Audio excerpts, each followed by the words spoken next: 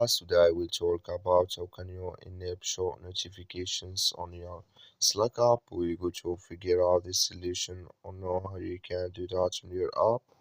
So you just follow these ways, then it's going to work with you. So all you have to do, you just go here above your photo profile, click on it here.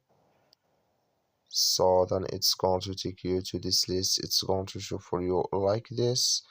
Then all you have to do now, you just click on notifications here. When you just click on it, it's going to take you to next here. It's going to show for you like this.